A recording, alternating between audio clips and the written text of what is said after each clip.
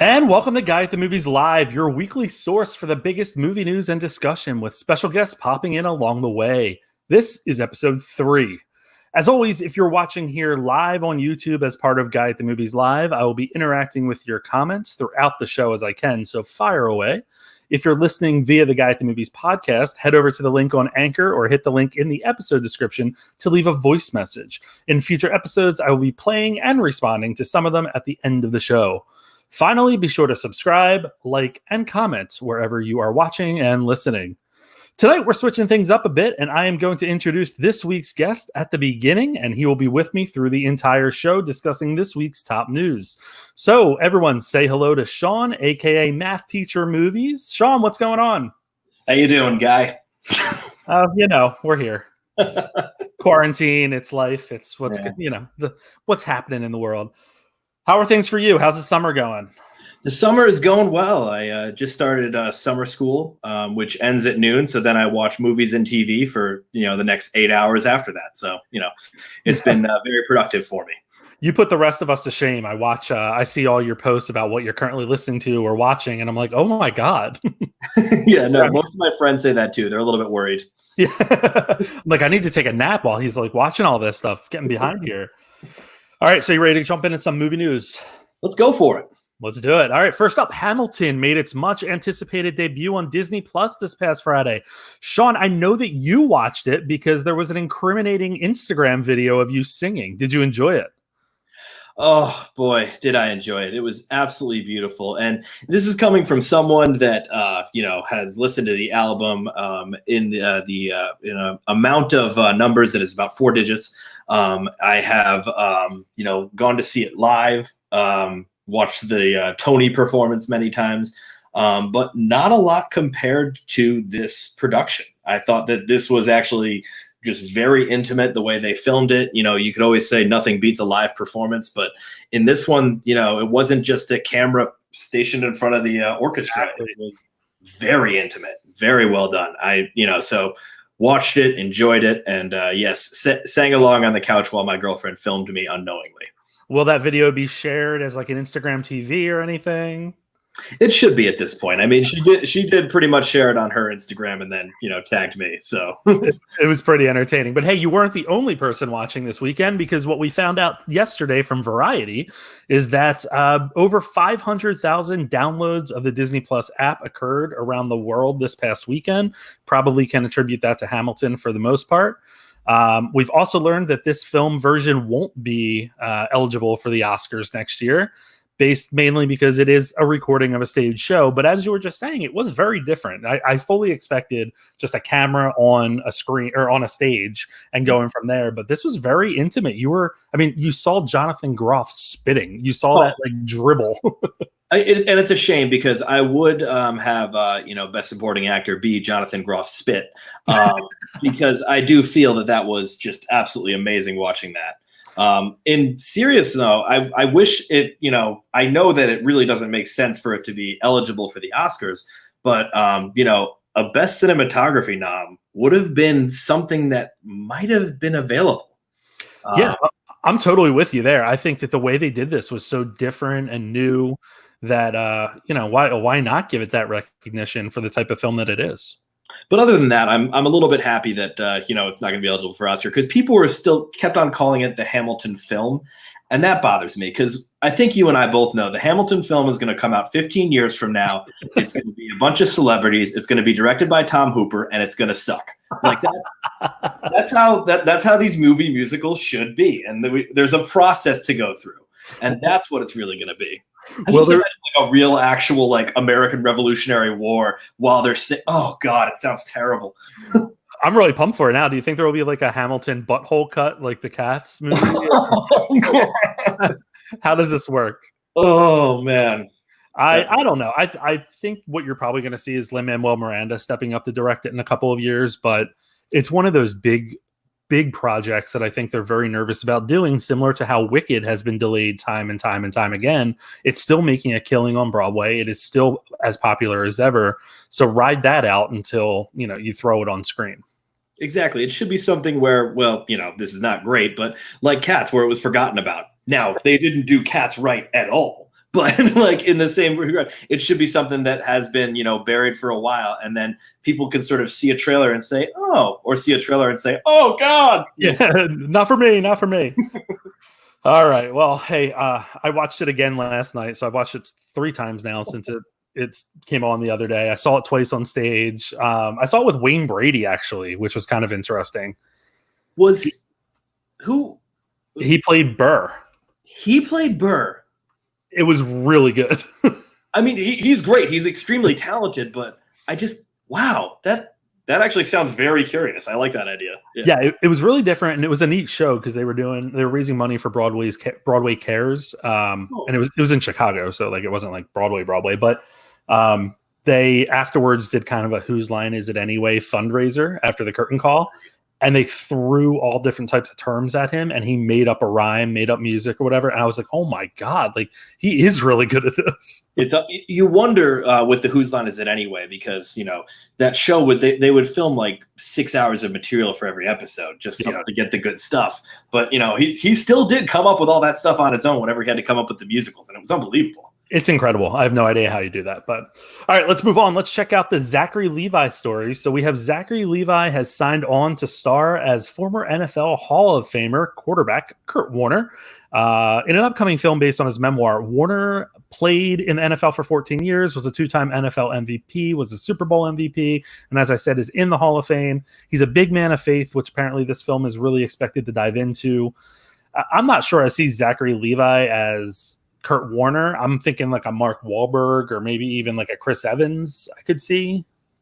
It's a reach, but I think Zachary Levi does have the like kids baseball coach face that Kurt Warner had. And so I think he can pull it off with a little bit of makeup and grit. I mean, like Zachary Levi, it's tough to say that he's a big guy because I think the Shazam costume had some padding, but I think he's still like he did fill out nicely. So I can sort of see it. Yeah, I mean, that he can transform for a role, so we'll see what that is. And Kurt Warner was never the biggest guy in the world, but he does carry. He has a commanding presence and did throughout all of his years in the NFL. Similar to, you just reminded me of a story that I didn't put up yet and didn't bring on here, but Chris Hemsworth is also about to like Hulk out, if you will, to play Hulk Hogan. Did you hear this story? I heard about this a little while ago. That's weird. That's very odd. I remember hearing about it and saying, okay, yeah, no, the Australian is gonna, he can do the American accent. He has that sort of capability, but I don't know. It's a little bit nuts. It is kind of crazy. But I'm interested to see where that goes. Interested to see how that works out. But, sticking with the Avengers theme here, we did get some news on another, and by Avengers, I mean superhero theme, because we did get another role that has been cast recently for Jason Momoa. This is one of my favorite news stories of 2020. I read it 34 times because it was just so fascinating to me. But Jason Momoa has been tapped to voice Frosty the Snowman in the live action Frosty the Snowman movie. And I just don't know how we can say 2020 has been horrendous when this is such beautiful. I'm kidding. Completely kidding. But listen, this is absolutely wild to me. I think it's really fascinating. I keep thinking about that movie from years ago with Michael Keaton, where I think he died in a car crash and then like came back as a snowman or something. I can't remember what it was called.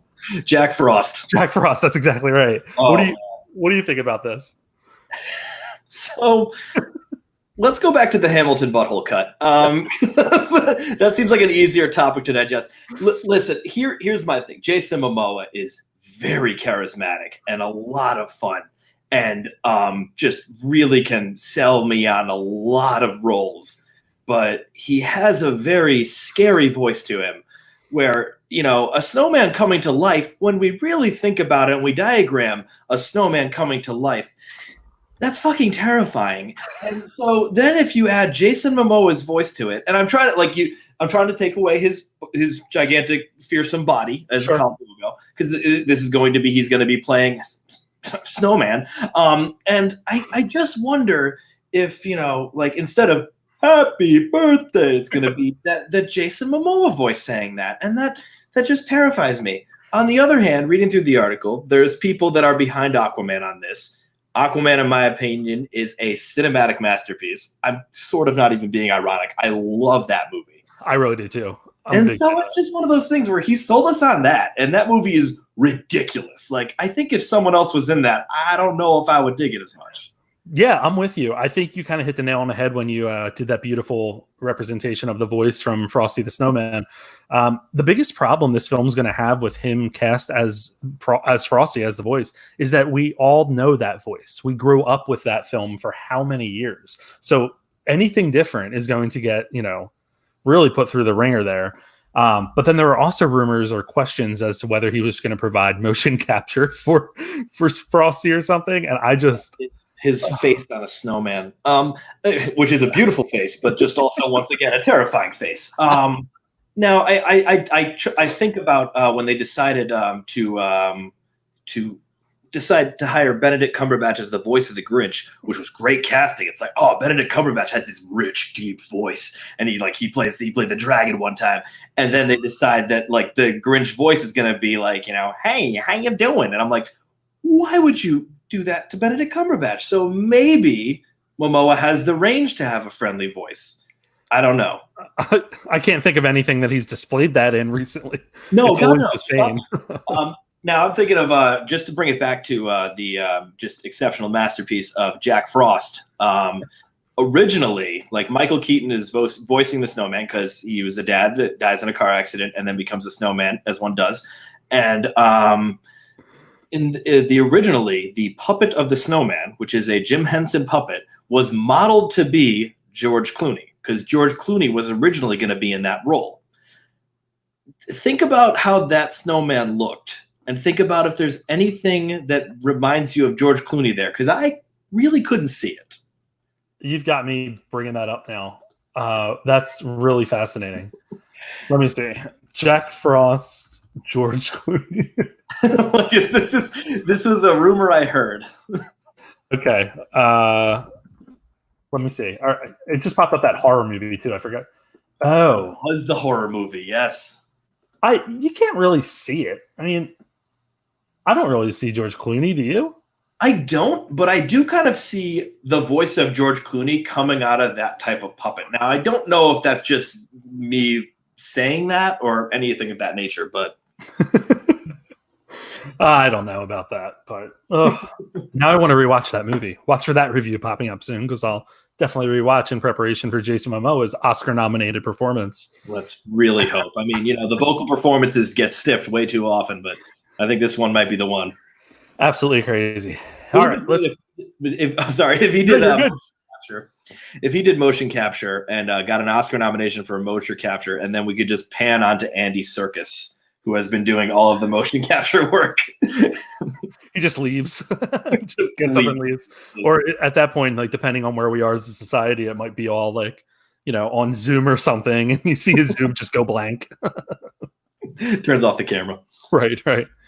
All right, so next story here. This is kind of timely. It broke yesterday, and it was oddly the same day that I posted a Queer Movie Monday review for what I thought was an incredible documentary on trans lives Disclosure, which is available on Netflix. Highly recommend it.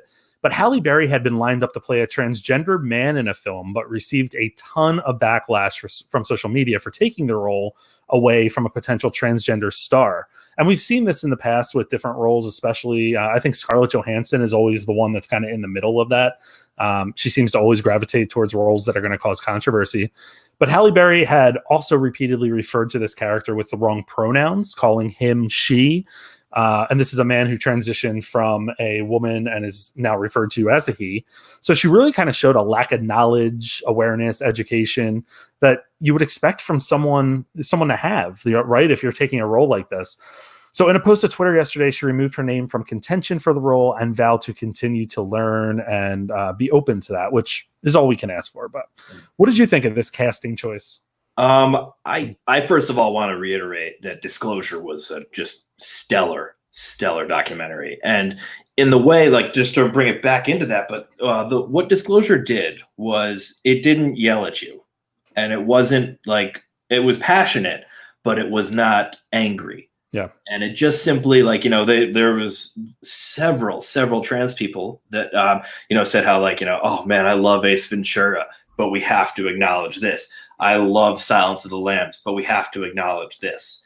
And I think that when we think about Halle Berry, who I think you're right, probably should know better.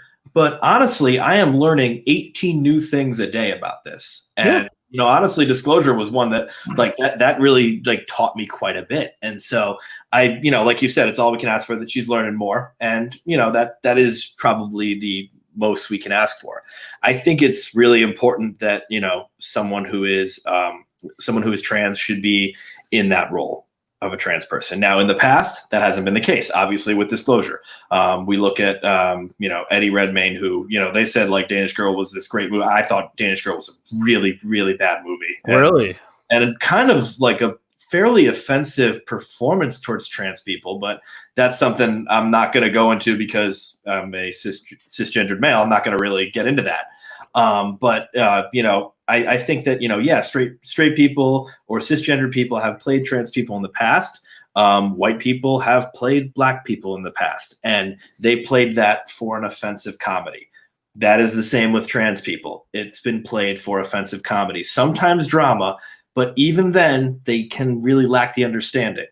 Now we can get into the fact that, wait a minute, there are straight people who have played gay characters. And this is an interesting one. Yeah. But in a way, you're not taking roles from gay actors, because there have been gay actors since movies began. And so I think that, you could be taking roles from black people by playing black people if you're white. You could be taking roles from trans people by playing trans people if you're cisgendered. And in those two situations, you can't really, imagine those plights. I could become an actor and play an English guy. I have a terrible accent, but I can do it. And I can probably sort of get the plight of an English person down, maybe.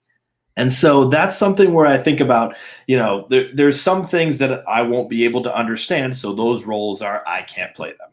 And I think that's, and it's tricky. It's tricky because of the past. And, I think like I can't recommend the documentary Disclosure enough. It was a really fascinating look into everything.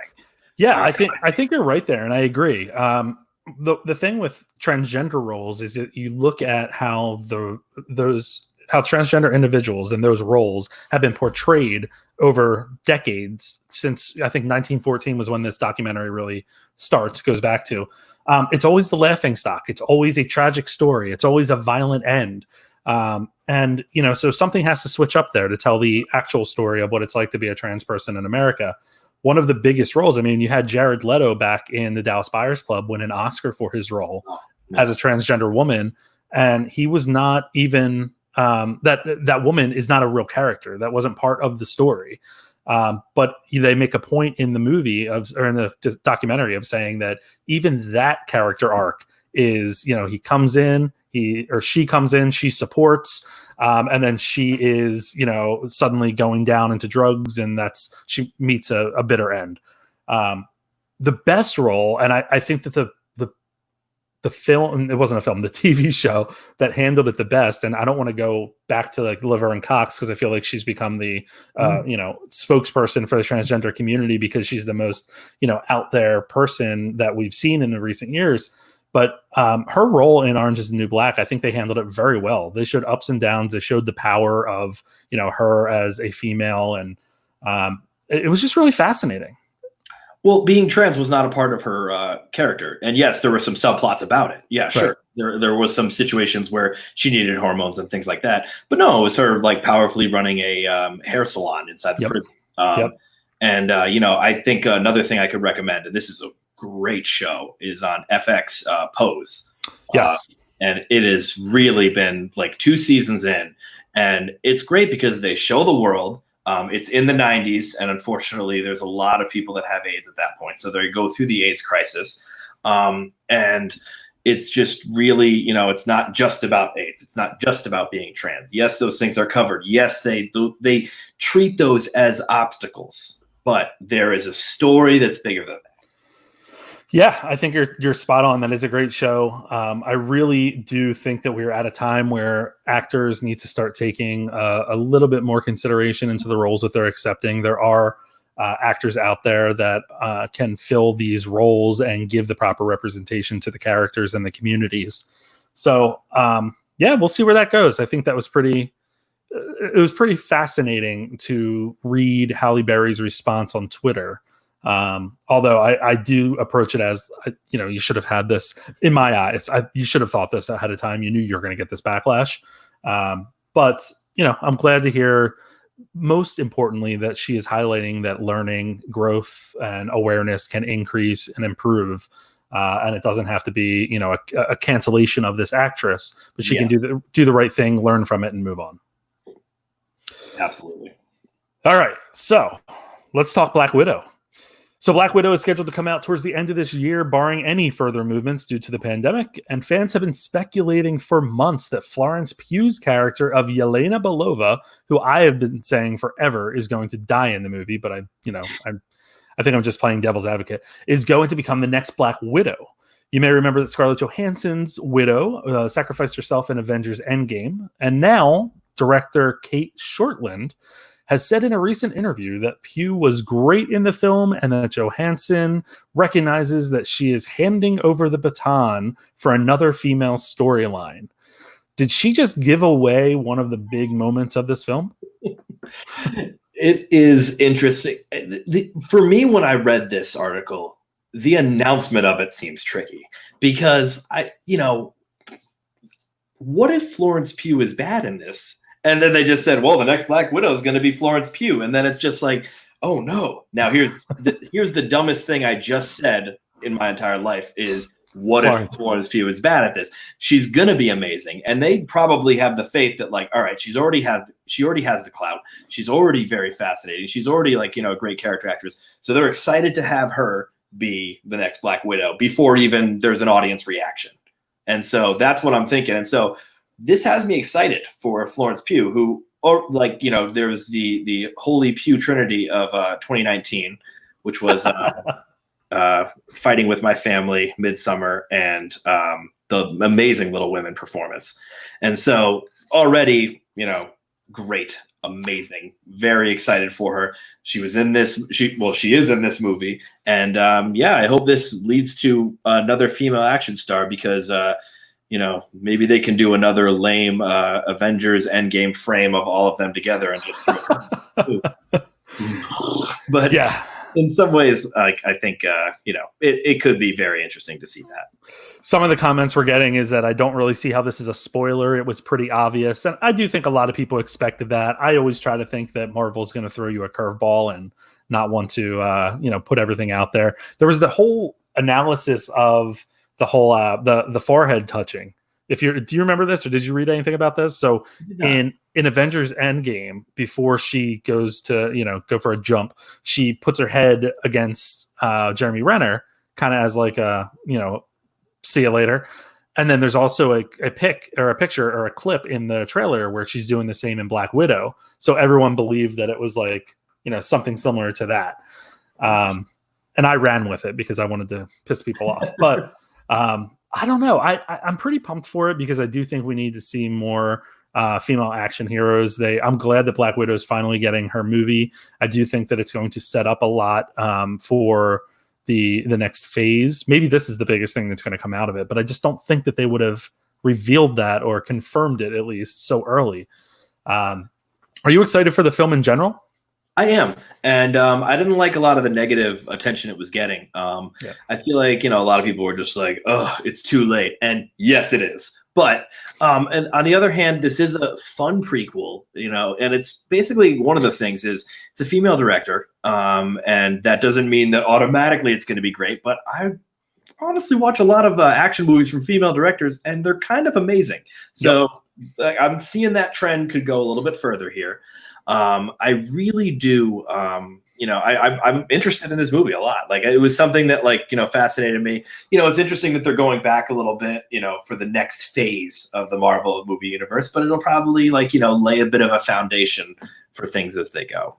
Yeah. Do you think it's that something's going to come out of it, meaning they're going to kind of hint towards something that will play into the next big bad, or, are we going to see Taskmaster again? Is there a setup? Honestly, I from the Marvel plan that I'm seeing, I think they're gonna have a little bit of fun. I think they just had their breakup with Avengers Endgame, and now they're gonna get single and get a little bit weird and stuff like that. They're gonna do like Eternals. They're gonna do like they're gonna have some fun with some like crazy movies with huge action stars that like don't really relate to some of the ones we've seen before. And I'm kind of excited for that. It's something a little bit new. Yeah, I'm pretty excited about Taskmaster coming in. I'm pretty excited for Eternals because I do enjoy. I think Richard Madden's a great actor, and I also think he's our next Bond. But aside from that, I'm excited to see them, branch out into these different storylines that are going to really open things up. We've already had the teases in previous movies of the Skrulls and the slipping my mind. Skrulls and the Korgs, or why am I forgetting? Oh yes, from Captain Marvel. Yeah. So you have that coming down the road essentially at some point, or eventually at some point. So I don't know. I'm pretty pumped for what's coming next. I really think that Black Widow looks like a good movie. I'm pumped for it. It does. It really does. Like the trailers did get me very excited for it. I was ready. Yeah.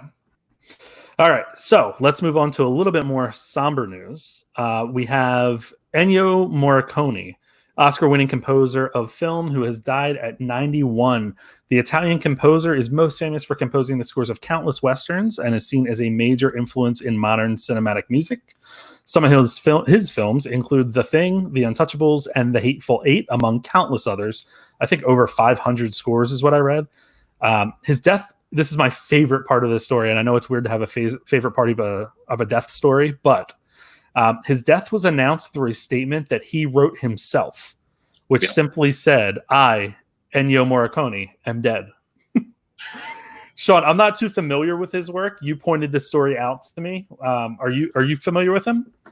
I went through his IMDb and I was very surprised to see a lot of different touches, but a lot of them were, Italian films. And I think what's amazing about him is he could be this iconic and just sort of like have these amazing iconic scores and then go off and do some movies that nobody's really heard of. I think he was someone that chose the passion projects that he loved, and that was something fascinating about him. He wasn't just a workhorse that pumped out a whole bunch of scores, and I wouldn't fault him for that because it's brilliant. I look at something else with him, and he wrote the music for The Thing. The Thing is directed by John Carpenter. John Carpenter wrote the Halloween theme. All right, the Halloween theme that can make you piss yourself just by listening to it. And pretty much like John Carpenter said, nope, Ennio, it's up to you. And he wrote something that was sort of better than John Carpenter would put. You look at the spaghetti westerns, you look at Ecstasy of Gold, you look at Once Upon a Time in not America. Well, America he did as well, which was great. But Once Upon a Time in the West. And these are just iconic scores. Then you go even further. You go to The Untouchables, which has that, this was an old TV show adaptation. And he knows the personality of a director, and he puts that personality of the director into the film. He then does, and finally wins his Oscar for The Hateful Eight. And The Hateful Eight was just unbelievable because it is not a score I'd ever want to listen to on Spotify or anything like that, because it gives you just an instant amount of anxiety. But it was just the perfect tone for that movie, just the intensity, and I can't imitate it, but I will. His best score, and this is me going off because I just love Ennio Morricone. Yeah, go for it. His best score is in a movie in the 80s called The Mission. If anyone give your chance to look up the soundtrack for The Mission, I believe it's on YouTube. It is, if you're a fan of, the once again 2004 amazing masterpiece, The Holiday, music composer Jack Black loved The Mission score more than any. Yeah. There's everything.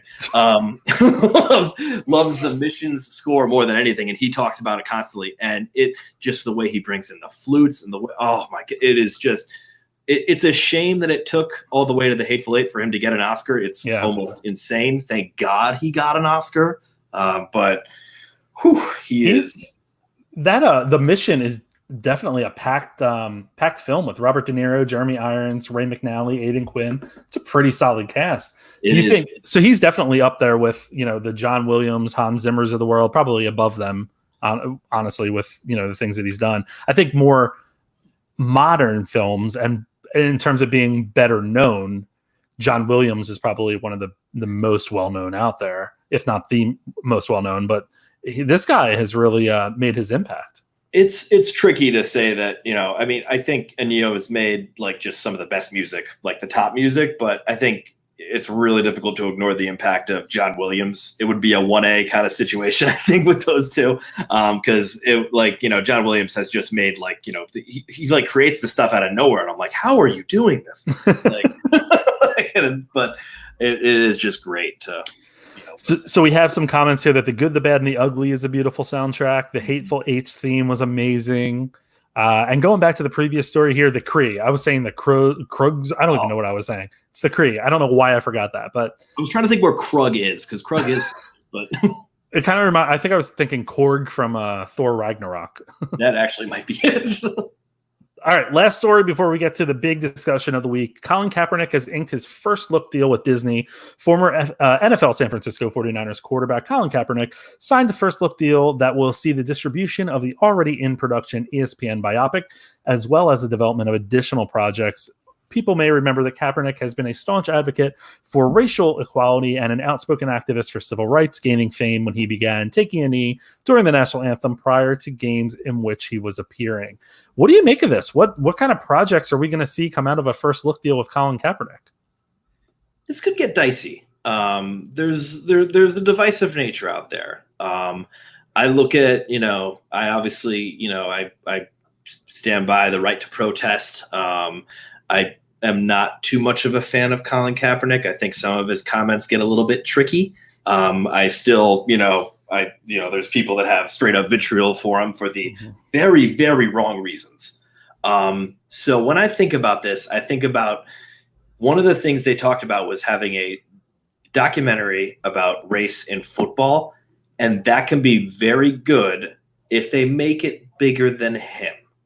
If they make him a Christ figure, it's going to, first of all, just very much divide a lot of people, which, by the way, people are going to get that mad no matter what. So yeah, it's going to happen. Yeah, they're going to get, people are mad about masks, so they'll be mad about that.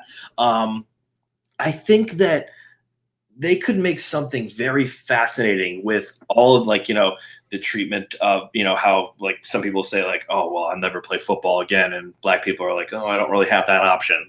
You could say how a bunch of black players are treated often. So there was, a story a few years back about how some very unfortunate choice words are sometimes used on the field as trash talk.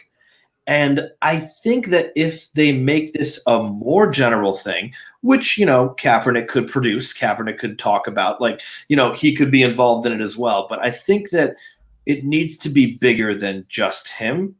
I think if you lionize him, that might get a little bit tricky.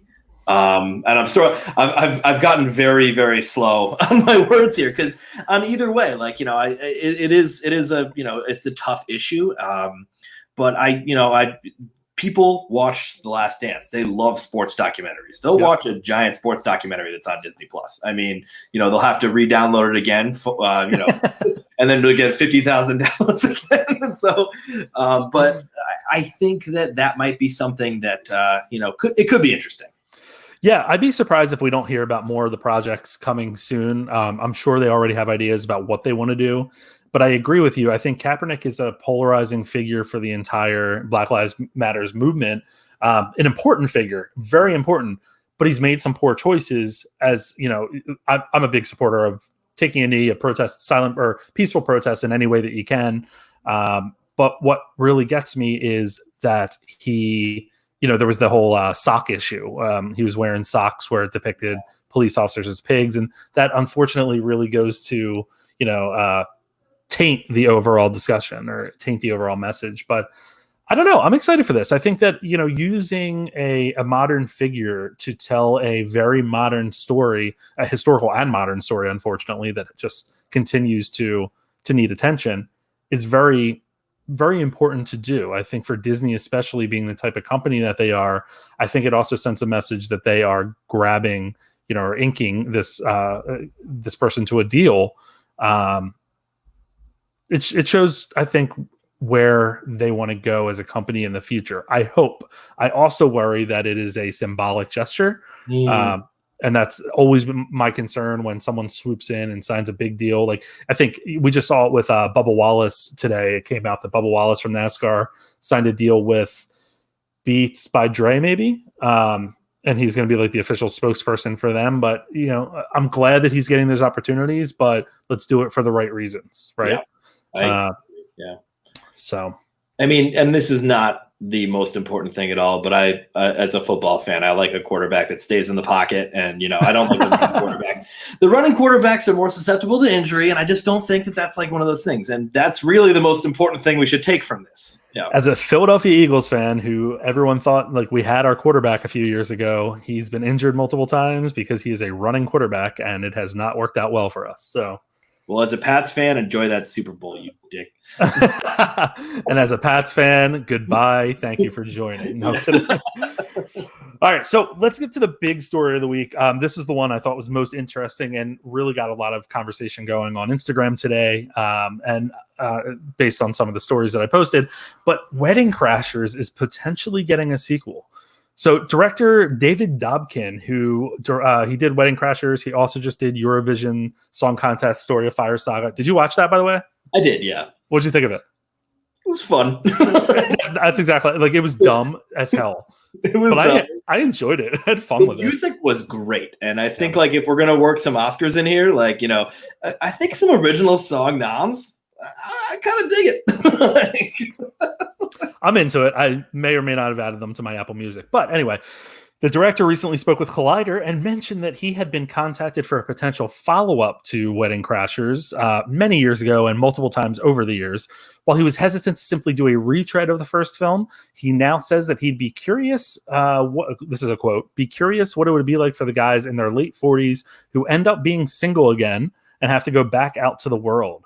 He goes on to say that we started noodling on it, and there is a start, but nothing has been rushed. Then, while Will Ferrell was out promoting Eurovision, the Fire Saga, he has a very small role in that movie in Wedding Crashers, but he did say that Wedding Crashers 2, yeah, I think we can just say it's being written. So let's talk sequels, Sean. Do we need a Wedding Crashers sequel first and foremost? What's going to happen with this sequel is it's going to end up being like, you know, oh, they're in their 40s, back out. They both get divorced at the same time, or I don't know, maybe Rachel McAdams and Isla Fisher die on an exploding boat. Spoilers, and you know, then they're back out there, and then it's just going to be the same movie again. And that's the problem with sequels, is that, you know, they end up just kind of playing into the same movie with a twist, or they just bring back the same jokes, which, hey, were very funny in Wedding Crashers, but aren't exactly funny now. They're just like, because they're the same quotes. And, you know, yeah, I like to say those quotes with the bros when we're slamming back buds, but they're not going to work in the sequel. And, you know, I think about it, and I thought about what else could it be? Could it be other characters doing this? Could it be just like, you know, with the Will Ferrell comment, could it be just Chaz and his story and stuff like that? And the problem with that is like, oh, that could be an interesting thing where they just go with Chaz, who's crashing funerals, the Will Ferrell character. And, you know, I think they would just like have him scream Meatloaf the entire time, and everyone would be like, hey, he screamed Meatloaf, and then everyone will forget about it. And that's kind of like the issue I have with like a Wedding Crashers sequel. And the trend seems to be like, you know, hey, those amazing, you know, comedies we had in the aughts, let's bring them back in the, you know, I guess 20s, and, you know, or in the teens, and, you know, let's see what we can milk out of them. And as we saw from Dumb and Dumber 2, T.O., get it? They spelled it wrong. As we saw from Zoolander 2, you know, it doesn't work. As we saw from Zombieland 2, it doesn't really work. All right, I disagree with you on the Zombieland 2. I thought it worked very well. I very much enjoyed that movie. But with you on the first two. Yeah. The only way I want to see a Wedding Crashers 2 sequel is I want a focus on Jeremy, the brother. I want to know what he's doing, what he's painting, where he's going. I want to see him out at like gay clubs, like going crazy and figuring out life and, you know, dating in the 2020s. maybe they're his wingmen. I don't know. I just think that character was hilarious.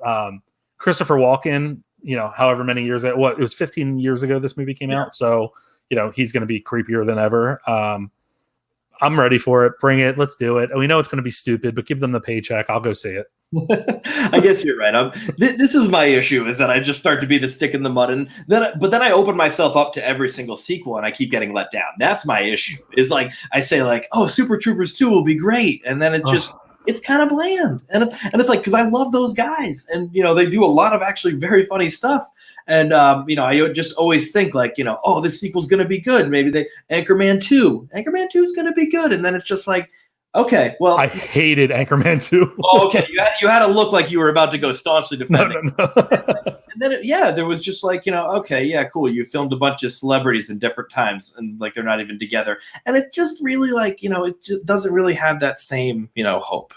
No, I totally agree with you there. I totally agree. Is there any sequel that has come out that you were a fan of? I mean, I mentioned that you mentioned Zoolander and them not being great sequels, but I did enjoy Zombieland 2. Was there any that you were looking forward to that did live up to the hype? Recently, 35,000 years ago? I don't know. For me, this is tough because these weren't like hype movies for me, but, in the beginning of the quarantine, I watched Alien for the first time and then Aliens for the first time. Mm-hmm. And, I think that like something like Aliens is the perfect sequel where it's like, we're going to change things up a little bit. We're going to change around the style of this movie. We're going to change around what's been, we're going to change around like straight up the genre of this movie and, just make it a little bit different. And I think they do that with Terminator 2 as well. And that was partly because of, the aging of it, like, it being better. But even like something like Godfather Part 2, where they just said, you know what? Let's actually just make this something a little bit different. And like, like we'll have a prequel within the sequel, or make it a little bit darker, like Empire Strikes Back or The Dark Knight, which is also a little bit darker. And so I think that like you can't have the same plot, which unfortunately, like, some of these sequels do have, and you got to like flip around something new to the style. Yeah, I'm totally with you there.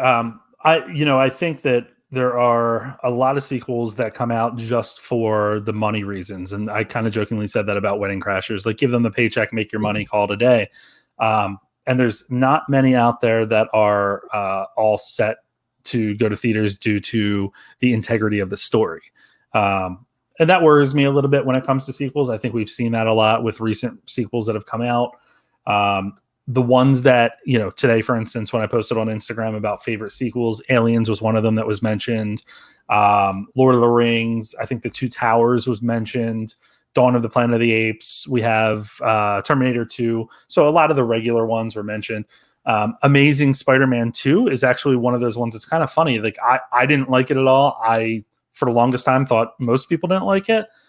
But it also has some staunch defenders. So I don't know. A lot of people, I saw a post recently saying that it was beautifully shot, and there are some beautiful scenes in it. Like it's cinematically fun, but I don't know. I think Dark Knight's one of the best sequels out there. Just what they did with that character, and obviously Heath Ledger's performance as a Joker is just top notch. But so going back to some of the sequels that you may not have been a fan of, what are some sequels that you could just do without? Oh boy. I would have to say that, something like, I think Anchorman 2 was just such a disappointment for me. Because they just said like, hey, we won't go back until, everyone's like comfortable with the plot. And it was like, oh no, I think they just paid them enough. And then they got comfortable with the plot. I think Dumb and Dumber 2 is another one that just sort of, you just hope like, hey, if Jim Carrey and Jeff Daniels are involved, you think that they wouldn't just get the paycheck. Like you think that, but yeah, I guess money really does talk, and I get it. I would probably take the money too, but it's just, you think that they would you think they'd have the artistic compromise, but they did not. Yeah, I'm very much with you there. I don't know. I'm trying to think of sequels that I wasn't really a huge fan of. I've talked about this one ad nauseum, but I like the first Mamma Mia. I didn't like the second one because it expected us all to be dumb and recognize that they were not recognize that they were retconning a piece of the first film with her mother being alive instead of being dead. So that kind of annoyed me. But I think of all the sequels out there that I really enjoy. Like I love the Bourne Identity series. I think the third Bourne movie, Bourne Ultimatum, is the best one of the series. Of course, after that, when they tried rebooting with Jeremy Renner and then brought in the Bourne, what was that? Bourne? Maybe it was just Jason Bourne. That's what it was called. Yeah, Bourne. It was past its prime there. But yeah, I mean, they were just really good movies. I think Harry Potter movies to me got better as they went because obviously the what they were pulling from was more mature and better developed and things like that. But when I really get frustrated when series clearly don't have a plan for multiple films, but they still try to do it anyway because it's all about popularity and wanting to, keep the franchise alive and make the money and get the toys out there and make the money that way. Because you see it. You unpopular opinion here. The John Wick series is kind of like that for me. I've said this before. I enjoy the John Wick movies, but the third one just kind of like blows everything wide open. There's things that you never heard of before, different aspects of it that they just throw out in there because it very clearly was a situation where they had John Wick, the first movie. It did much better than expected. Keanu Reeves is kind of like back as an action star. So then they're like, oh, shit, we have to create more story. Let's expand the world a little bit. Did a good job of it with the second. Oh, shit, we want to do a third. Let's expand the world a little bit.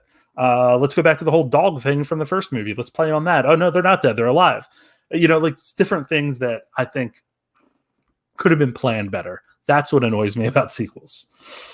Yeah, and I think you're right. I mean, a lot of the sequels you mentioned were, originally books and were like originally true. And even when it's a previously published thing, I mean, we gotta like acknowledge the Marvel universe. I mean, there were some bad sequels in the beginning. Iron Man 2 is, some people will defend it. I think it's kind of okay, but not great. Thor: The Dark World is a travesty. That was just on the other night, by the way, on TV. Oh God, why would they put that on? Then you got Avengers: Age of Ultron, which really like didn't do it for me. And then it's like, oh, those second movies were pretty tough, and they and then all of a sudden they hit their stride where it's just like, oh yeah, no, everything's gonna be like just perfect, and we're pretty close. It's unbelievable that they managed to do that, and I think it's because they finally figured something out, and you got to have a plan in mind if you're gonna do a sequel. Yeah, I'm totally with you there. I think that you saw the ones you recognize or that you identified are totally correct in my eyes. Like we're the authorities, they're correct. But Thor: Dark World is rough, and I love Thor. Thor is one of my favorite characters in the MCU, if not my favorite. I love Thor Ragnarok. I think they did a fantastic job with that, and that's just totally crazy how you can go from the lowest of the low with a character to like in my opinion, one of the best MCU movies. So, and Captain America: Winter Soldier, I think was a better film than the first Captain America. But I'm with you. I'm totally with you on Avengers. Avengers Ultron is not my favorite. Is down there for me in the ranking of Marvel films. But going back to some other responses that we got of good films, Mighty Ducks 2 was one that came out. I thought that was pretty funny. I guess there's people out there that think that way. I mean. First of all, it just bothers me. The knuckle puck just doesn't make sense. I mean, come on, let's get this down. Like, what do we have on this, whole situation? Trans people should be playing trans characters, and the knuckle puck does not make sense. I mean, there we go. Like those are our two takeaways. Well, and to kind of broaden out, from the knuckle puck, we could say that probably would help Brad Marchand in a shootout where he'd actually be able to touch the puck. Mr. Bruins fan over there. No, I mean. You didn't even know that somehow, and you were able to catch that. But yes, that is true. You were listening to a Bruins podcast today as one of the 17,000 things you posted. Well, that's actually good. Or listened to. I realize I show myself quite a bit in that. But in addition to that, we have, of course, Empire Strikes Back. Blade Runner 2049 was listed as well. Rocky 2 was one that people listed. I thought that was interesting. Dawn of the Planet of the Apes. So the most recent series, which I think I love those movies. I think they're so well done, and we're going to get another one soon. So who knows what that looks like? Oh, I think that was something where, people will sometimes come out with the hot take that there's no original ideas in Hollywood. And it's like, no, there always are, but sometimes they may take an IP and like put their own style on it. or they'll come up with something very original. You just have to look a little bit harder, and you can't just like, gauge at the phone and just see like, just one thing. It's like, oh yeah, sometimes you got to dig a little deeper to find those cool, great stories. But I want to see more crossovers. I want like, Alien versus Predator-ish crossover. I want like the Flintstones meets, Planet of the Apes, or, Harry Potter meets Game of Thrones or something. I don't know. Like, let's just get crazy. Let's get weird with this, right? Like, they obviously want to keep dipping into old IP. Wonderful. Yeah. Do it. Bring it back. Let's mix it up. Let's have some fun with it. We unfortunately have to wait until Disney owns everything, which will be in a couple of minutes. Yeah, let me check Deadline right now and see what they're reporting. Disney just bought everything. Crossovers will occur. Yeah. So in terms of sequels that we haven't gotten yet that I would love to see, I'm really into the idea of a Man of Steel sequel. I talk ad nauseum about the DC universe and my love for DC movies, and especially Henry Cavill as Superman. But I definitely think a Man of Steel 2 is deserved, and I've gotten that response today a few times on Instagram. Someone said I Am Legend, which I'm not quite sure how you would pull that one off. He's one of the zombies. Yeah. Power Rangers, the 2017 reboot, which they're again rebooting now, I think, to go kind of back to the normal, or the original, I should say. But I was with that a little bit. I think they had 7 movies mapped out or something, if it would have actually taken off. So, sometimes I do think that they pull out of an idea too quickly. Mm-hmm. So I would have liked to see that develop a little bit more. I was a Power Rangers kid. I don't know if that was one of your growing up. I was of course I was, knowing me as a Patriots fan, I was obviously the Red Power Ranger. We'll go for the lead guy. So, I was the Red Power Ranger. I was gonna say something else, but I was the green. I don't know. I always side with the bastards, like the nasty people, I'm Slytherin. I'm the Green Ranger. I'm ready to fuck shit up here. Well, the green was conflicted, right? Was that his whole thing? Like, he had long hair, so as a child I was taught that meant conflicted. Long hair, not status quo. Well, he was someone that was taken over by Rita Repulsa, and commandeered and turned into an evil person. But back to the 2017 film, the after credit scene was a hint towards him coming down the road. So I don't know. I think they pull out of some series a little too fast because it didn't make the money, but apparently it did make good money in toys, which is where Power Rangers always makes its money. But the other one that people threw out that I thought was pretty fascinating for what they would want to see a sequel to was The Man from U.N.C.L.E. with Armie Hammer and... That wasn't Henry Cavill, was it? It was Henry Cavill. Yeah, it was Henry Cavill. Henry Cavill, yeah. What do you think about that one? I enjoyed The Man from U.N.C.L.E. It was just a very under the radar type of movie that I don't think very, very few people saw in theaters, and just many people saw on streaming or TV or something of that nature. I think that it was fun. I could see them going on more adventures. I think that they have to do a better job promoting it. I mean, this is Guy Ritchie, who does very fun crime capers, or Aladdin. I liked Aladdin. You're killing me here. Killing me here. I mean, it just didn't really fit his thing. It was just sort of it was like, oh, cool, Guy Ritchie's doing Aladdin, and then they kind of handcuffed him a bit, and didn't make a whole Guy Ritchie-ish of Aladdin, which. That's true, because Guy Ritchie's Aladdin probably couldn't be seen by children, but it would be a little bit more intense. But I think that, if they let him, have a little bit of fun with that crime caper bit of it, I think it could be something successful. See, like I said, I want a crossover. I want to see The Gentleman meets Aladdin. Oh, see what happens there. I probably would not be. Oh God. Not going to comment any further on that. But yeah, Sean, are there any movies that you want to see sequels to? The one that I've heard this before, so this is not my own original thought. And I say this to everybody because I get so excited thinking about it. But a sequel to The Social Network might be the most interesting thing. Now, I don't know if it could happen now because it's very, very frequent with the events. But it's, it's not going to have the same characters, obviously, except for Jesse Eisenberg as Mark Zuckerberg.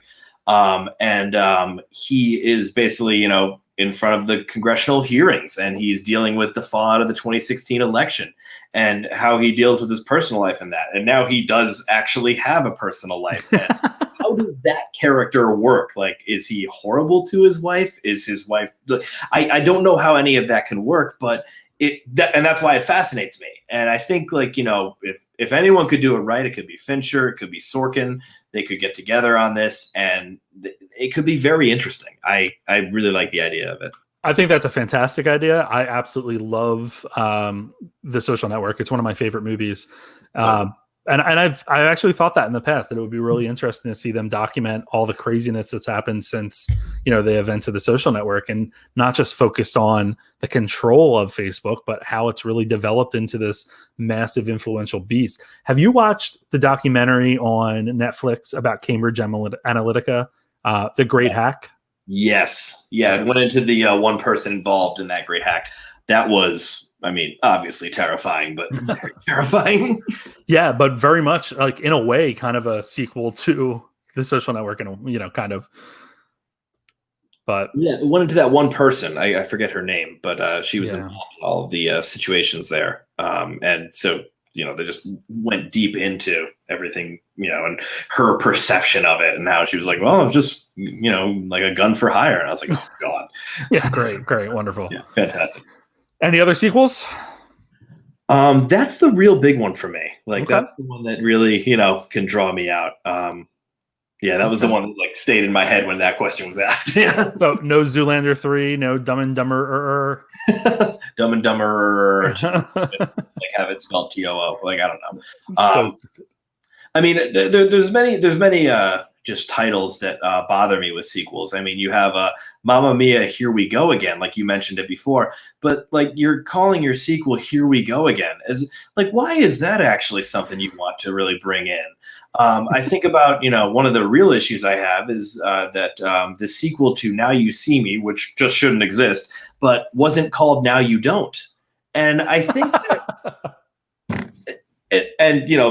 possibly the argument is that people won't know what they're talking about, so they won't see the movie. And then I'll be like, well, it's a sequel to Now You See Me, so they're not going to see the movie anyway. Like, I don't know. Those are the ones that stick in my craw a little bit. That wasn't really your question, but that got to me. No, but I think that's a really good example. Really good example. So, hey, that's our news for the week. Anything else you feel like we need to cover? I think that is everything that I can think of. Awesome. Well, hey, as always, to everyone that's watching or listening, please keep your eye on GuyAtTheMovies.com for the latest movie news throughout the week. Try to update it as much as possible. Movie news has been really weird over the pandemic. Sometimes it's like all at once, and then for like the past couple of days, there wasn't really much that came out. It's crazy. Yeah, it kind of jumps up and down. Like, that's how I think about it when I'm trying to put it on, the Instagram. It's just, I don't really know where to put it. Well, hey, Sean, it's been an absolute pleasure having you on. And speaking of your Instagram, please tell everyone where they can find you. So, everybody, I am on Instagram, Facebook, and Twitter, but Instagram is the main spot that I am. That's the best place. It is Math Teacher Movies. I have been doing a lot of reviews on TV and film. And also, I listen to quite a few podcasts that I recommend. So give me a follow. It would be great to have a little, movie discussion with you. Thanks. Oh, you went on mute. Hey, you got me now? Yep.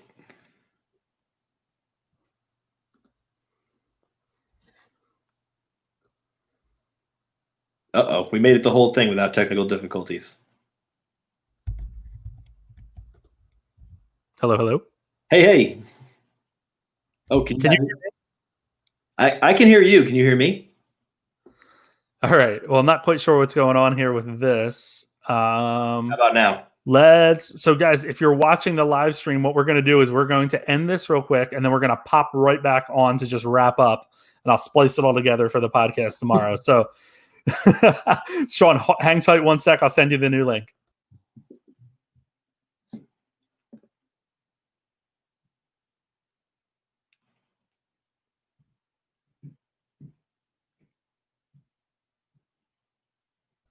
Can you hear me now? I can. Can you? Yeah, I don't know what that was about. It was weird because I could hear you fine. And like you went on mute for like a quick second, and then I could hear you, but then I guess you couldn't hear me. That was weird. My computer is so much fun. Oh, it looks like those people left, and I actually kept the same link. So, all right. So here we go. Let's wrap up. Sean, I'm going to start over with the question of where people can find you. Okay, cool. So let's do it this way. So as always, keep your eye on guyatthemovies.com for the latest movie news throughout the week. Sean, it's been an absolute pleasure to have you. Speaking of your Instagram, where can people find you? So I am at Math Teacher Movies on Facebook, Twitter, and Instagram. But Instagram is where all the good stuff is. So just follow Math Teacher Movies for a ton of reviews on TV and film, and also some podcast recommendations. And Joe, I just want to thank you for having me on. This was an absolute blast. I pretty much can only talk about movies with friends, family, and my girlfriend. And so my girlfriend genuinely thanks you for with me for an hour, because, I mean, she definitely always likes to hear my thoughts on 1930s French neorealist film.